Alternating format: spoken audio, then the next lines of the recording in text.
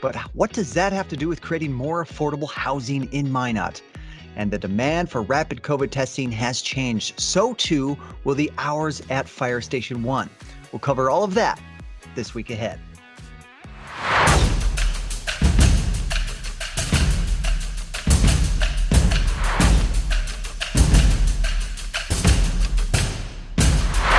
Hey everyone, thanks for joining me for our first ever live This Week Ahead. For those unacquainted, I do a weekly newsletter that covers 3 to 5 things that you should know to start your week here in Minot.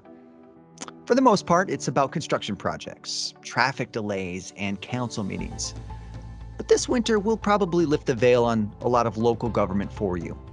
Now, if you prefer to get your newsletter the old-fashioned way, I get it. Go ahead and sign up at minotnd.org/thisweekahead and we'll slide into your inbox each week. But if you're like me and you prefer a more video version of the consumption of your information, this right here is for you. So with that, let's get into it. This Week Ahead. Now, unless you've completely removed yourself from the news, you may have noticed a fantastic trend as far as our state's COVID-19 infection rate. It's counter to much of the country. It is falling. Unfortunately, we do continue to have North Dakotans dying from this disease that has raced across the globe. But in an overall sense, things have improved the last month and a half.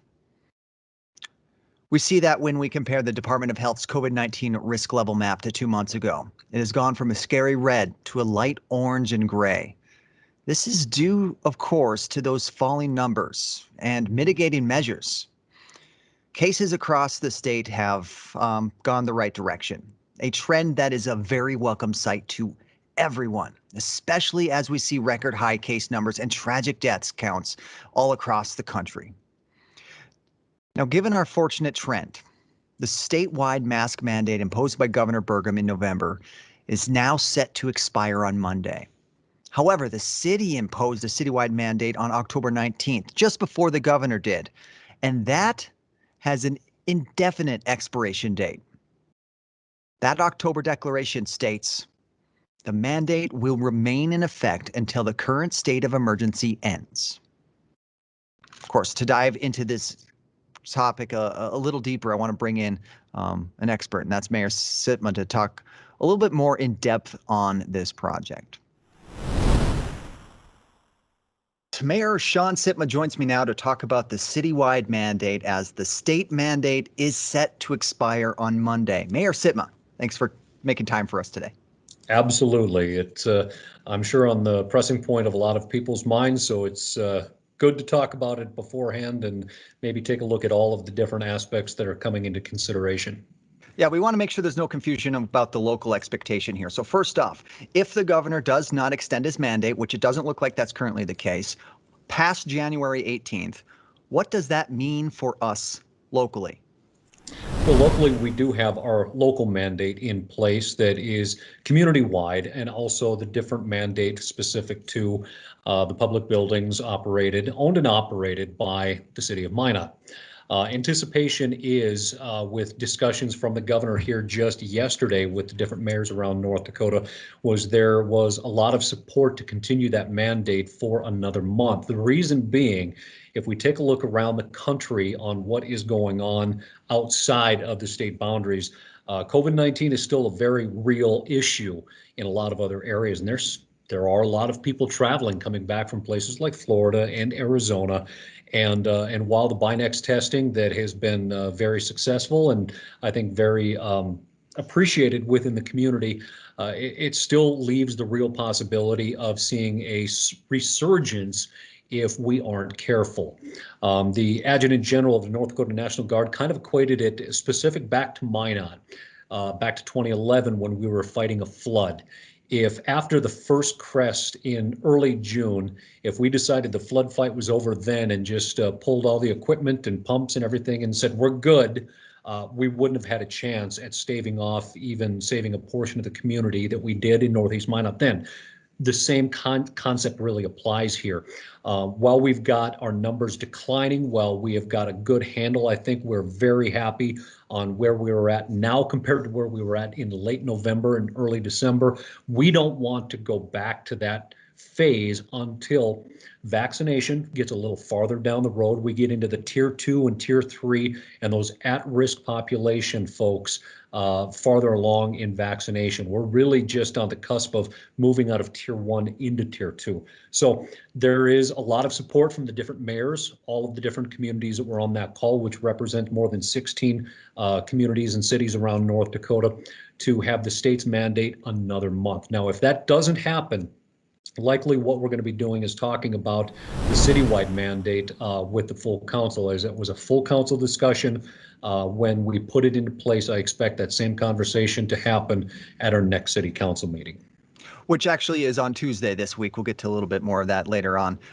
But is that your expectation, since it was a full city council meeting in October that decided on the citywide mandate?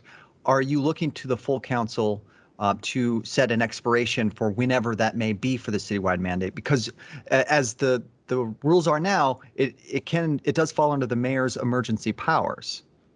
It does fall under the mayor's emergency powers. I personally, I am going to voice my support on keeping this mandate in place for at least another 30 days.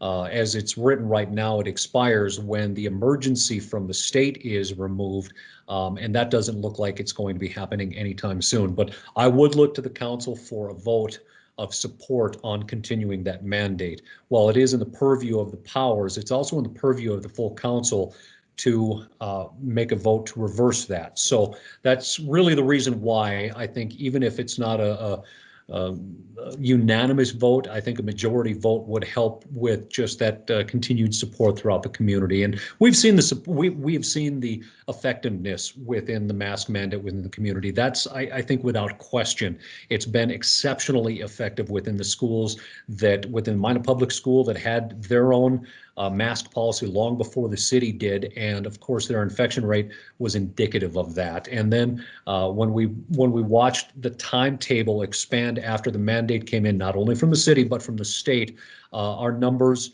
certainly reflected that as we watched that second big wave really start to retract as people were more mindful. It wasn't just the masks, it was just being more mindful of hygiene, washing your hands and keeping your distance from folks, and all of the different components that really are the key components of fighting against infection from COVID. So just so we're clear, when the state's mandate expires on Monday, the citywide will continue at least through council, but there's a likely chance that it expands beyond that. My expectations of whether the governor extends his or not, my expectations is ours would continue for at least another month. That is my expectation. Okay, and you alluded to this just a moment ago, but I want to get your thoughts on this. From your discussion with public health officials at First District, community leaders, business leaders, the schools, whomever, do you think that this mandate was effective from both the local and the state level? I don't think it's even a question on whether it was effective, because as we saw and hospitals throughout the state saw, we were and they were really on the brink throughout that high surge in November and December. When you talk to the hospitals, they were really doing their best just to try to even make room for more COVID patients. Those discussions with the funeral homes, the numbers were astounding. And as more folks really took to heart, I think the issues that go along with COVID, we started to see those trends then reverse. I mean, we were on the national news for being the state, or the county, Ward County, with the worst infection rate within the entire country, if not beyond the borders of just the United States. So it absolutely was effective. And I know we're not done with COVID yet. And I think it would be very premature for us to walk it back and suffer a setback. And as we talked before, when we were working towards or into the mandate, is there were premises here on why it was important. One, the hospital capacity. Well, we've got that under control. We're still not back to full opening for, the capacities for social gatherings or restaurants or bars. We would hate to see a setback. I know that they have endured a lot of financial and psychological heartache through all of this, and we don't want to see that setback. the argument that the third one was keeping kids in school, in-person learning. But I think the argument that this is some sort of power play, it's really just, I think that's a narrative that emerged out of the national scene. I think everybody can agree we want things back to the way they were. If we can get farther along with the vaccinations, if we can take just a little more time, that really isn't any significant pressure on anyone to substantially change their life. This is a small step that I think that we can take to ensure that we continue on the path to getting back to life after COVID. And of course, like you said earlier, this is a many-layered approach to that life after COVID. Masking is just one of the several that we have to take. Absolutely. All right, thank you, Mayor. Now, while I have you here, your State of the City is coming up in just a couple of weeks. Time is moving along pretty fast already in 2021, but it's going to be a little different this time around from your previous State of the Cities. What can we expect when you address Minot on February 2nd? Well, as you put it, it's going to be different than the previous State of the Cities, because it is going to be virtual.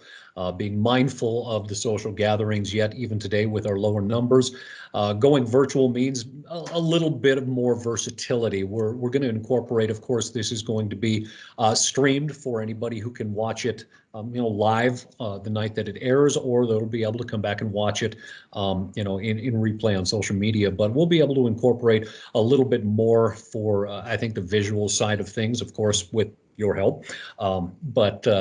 I think it's going to give us the ability to, I think, dig a little deeper into some of those areas and maybe broaden it a little more to a full overview of what 2020 was, what we're looking ahead for 2021. But again, this is a great opportunity to talk about not only the challenges that we faced in 2020, but those opportunities that are before us as well. And whether a person looks at a challenge, what lies ahead, each challenge also represents an opportunity to overcome that, and certainly make us as a community holistically just more resilient and collectively come together more as a community. As we've seen with COVID, the more that we logistically come together, I think in a common theme, we can find more successes in that than we do divided. All right, thank you again. That's, again, the State of the City coming up on February 2nd. You can find that on all of your favorite social media platforms that you find the City of Minot on. That's at City of Minot. YouTube, it's at cityofminot.nd. Okay, thanks again, Mr. Mayor. Stay well. We'll see you at Council on Tuesday night. We'll see you then. Thank you. Thank you. All right, man. Now, speaking of which, the City of Minot offices will be closed on Monday, January 18th, in observance of the Martin Luther King Jr. holiday. This will include City Hall, Public Works, Engineering Department, all of that. The regular City Council meeting that is typically held on the third Monday of each month will be moved because of that holiday to Tuesday, January 19th, still at 5:30. You can watch that, of course, live on all of your favorite social media platforms. The Minot Public Library, however, will be open on January 18th. They are open from 9 to 7 p.m. City Transit buses will also run on their regular schedule on the holiday. However, there's not going to be a residential garbage collection on Monday. The next pickup day for those who have the Monday-Thursday collection will be that Thursday, January 21st. The City of Minot landfill will be open from 8 to about noon on that holiday on Monday. And of course, if you have any water service emergencies, residents are urged to call the emergency line. It's 852-0111. All City of Minot offices will actually open again on that Tuesday, January 19th. Now, this week ahead, Binex rapid COVID screening is continuing in the City of Minot at Fire Station 1, but due to a decrease in demand that we're seeing, the hours will be changed this coming week. We'll drop Wednesday testing, but the rest of the week will be pretty similar. Here's what that looks like. Monday screening is from 8 to 2. It's 2 to 7 on Tuesday. No screening on Wednesday. Then back up 2 to 7 on Thursday. Friday, it'll be the morning and early afternoon shift, 8 to 2. And then on Saturday, the testing and screening will be 10 to 2 with no screening scheduled for Sunday.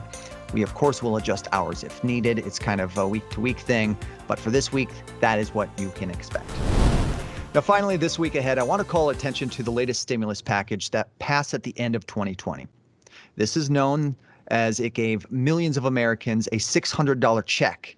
But there was much more included in that piece of federal legislation that will actually help the citizens right here in Minot. First, a massive milestone for flood control, or at least the future of it. That stimulus bill included federal authorization for Phase 4 maple diversion when it was included in the Water Resource Development Act bill.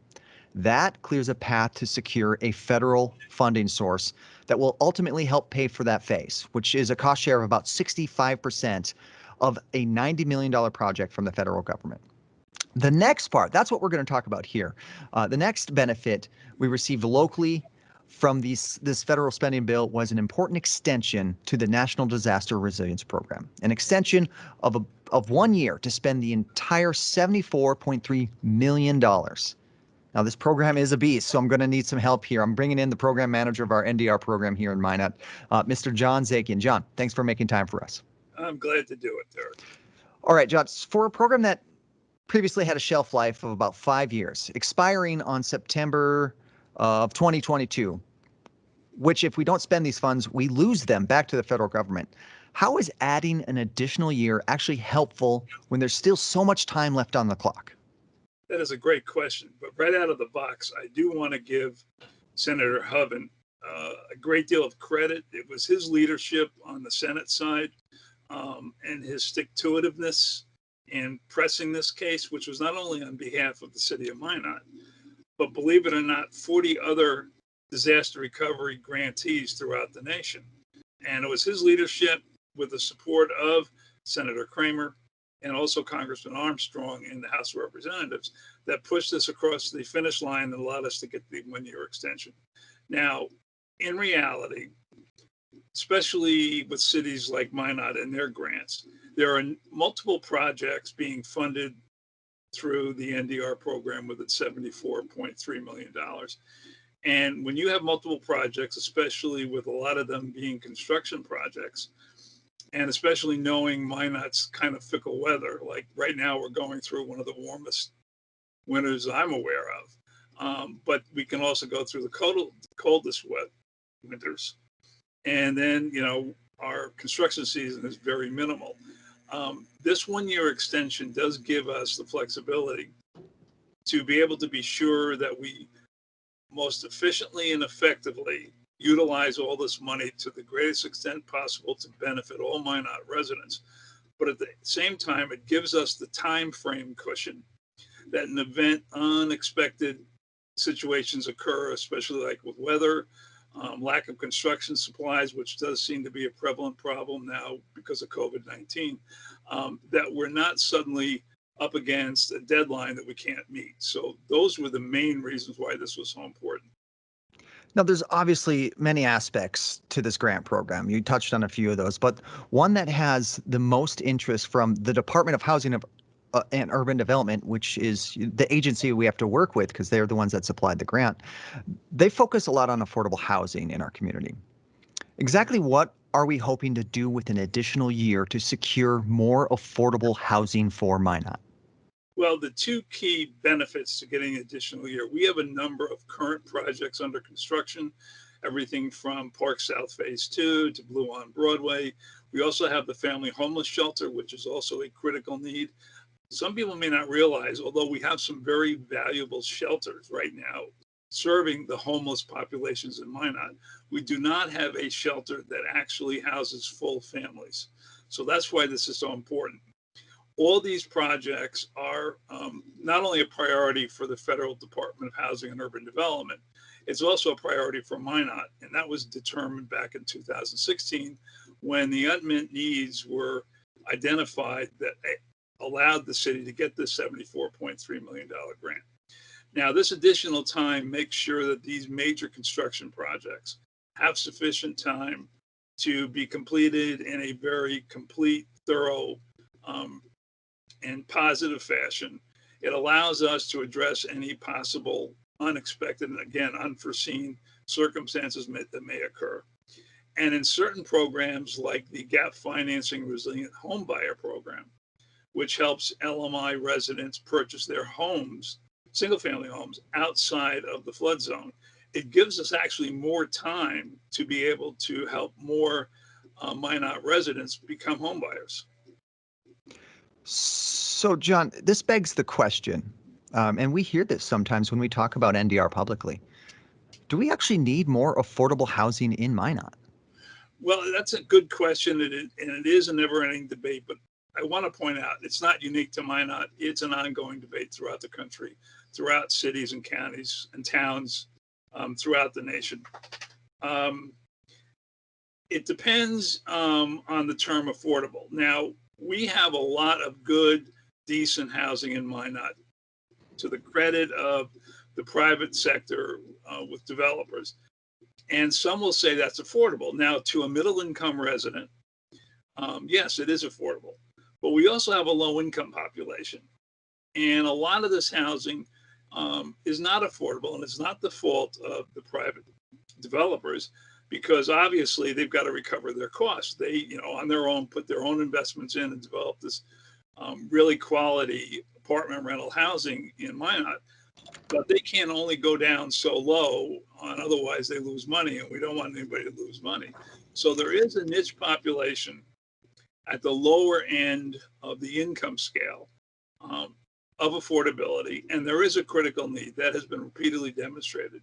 We right now, through prior disaster recovery allocations from HUD, we currently have approximately 200 units already in operation in Minot. It's like Cook's Court, Sunset Ridge, Fieldcrest.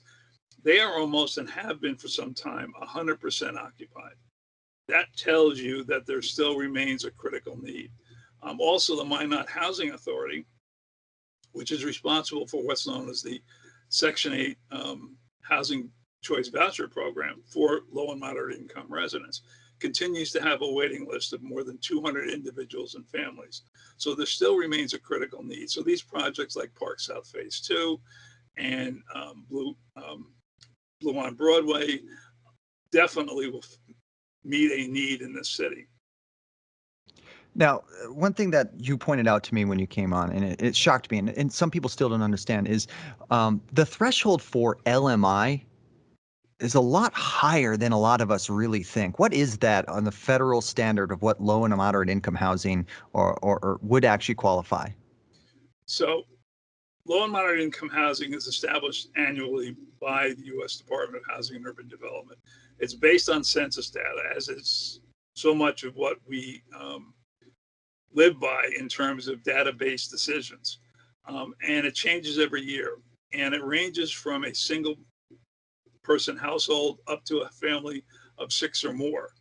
And the income levels are not as low as some people think. For instance, right now, and I'm going from memory, but for a typical family of 4 to qualify as low and moderate income and to be eligible for this type of housing that we're funding, or to be eligible for the Housing Choice Voucher Program, the Section 8 program, the income is $65,000. Now, that may seem like a lot, but when you think about the cost of living, the family size, it is a critical need to make sure that they have available rental housing that they can afford. And that's part of the mission with the NDR program. But there are so many different pieces and aspects of this program of NDR. Thankfully, we get that 1-year extension. But quickly, John, we have a lot of success stories that have already been accomplished on our timeline dating back from 2016, 2017 when we got the grant. Can you give me the project that is probably your favorite and tell us why? Well, I think favorite that's an apt description, but I think the one that I am most proud of being part of is what's known as the Resilient Homebuyer Gap Financing Program. This is a unique program. I'm not aware of it being used anywhere else in the country through disaster recovery funds. We have partnered with the North Dakota Housing Finance Agency to provide Minot residents who meet the low moderate income standards to, in many cases, buy their first single family home. And as we speak today, we have passed a significant benchmark of having done 30 of these projects. This means that we're not only supporting the real estate industry, but we're also providing Minot residents with quality, safe housing outside of the flood zone.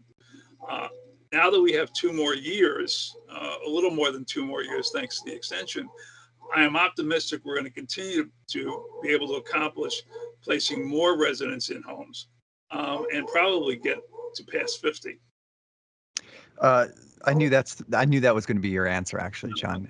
It is a great program. 30 home buyers getting assistance with their first home is an impressive feat, considering that exceeded what your expectation and your goal was for this program. You want to hold on a second? Are you hearing Bailey? Yeah. I'm assuming the UPS is dropping off a package for you. That's what I'm guessing. I would say that's a very yes, so that's one of the 2 beagles. What are their names? What are your beagles' names? Bailey and Augie. Bailey and Augie. Yeah, male and female. I can say that they've made cameos in a lot of meetings between us. So. Yeah. Yes, that's true. This is the ways of virtual life in 2020 and 2021, John. We're going to leave this in so people can enjoy that. Sounds good. But yeah, the program I knew was going to be a favorite because it has exceeded expectations, and now with an extra year, there's probably a little bit more we can do to help people get their first home in our community and help really stand up our housing market quite a bit. My original goal, which would have met a benchmark of performance to keep HUD satisfied, was 20, and that was going to be through this year, 2021. So at the end of 2020, we'd hit the 30 mark. So we far exceeded our goal, and we still have funds available. There is still considerable interest. I also want to credit both the financial community and the real estate community in Minot, because they really embrace this program. One of the reasons why this is a success story, and one of the reasons why I'm proud of it most of all the projects, is that it really has brought together the community, including the private sector, and it really has demonstrated that when everybody works together and supports an effort, there really can be positive benefit for the city. And while we're on this subject, if people want to take advantage of this program, contact your lender. You can either contact your lender or contact your real estate broker. Both groups, both professions right now are fully conversant on this program, and they've become our biggest advocates for it. So please, yes, if you have any interest, don't go in thinking, well, I'm not qualified. You won't know you're not qualified or qualified until you make that inquiry and we check. And some people I've come to find out were surprised they were qualified. But that goes back to the point you made early on, that when people hear low and moderate income, they don't realize that the income levels in North Dakota and in Minot are much higher than people may realize. So a lot of people may think they're not qualified, and then they'll find out they are qualified. All right, so check in with your broker or your lender. See if you can qualify for that if you're looking for maybe your first home, resilient home. One of the many key aspects and important pieces we're trying to do with the National Disaster Resilience Program. John, thanks for taking some time to speak with me on this. Oh, thank you. I enjoyed the opportunity to chat.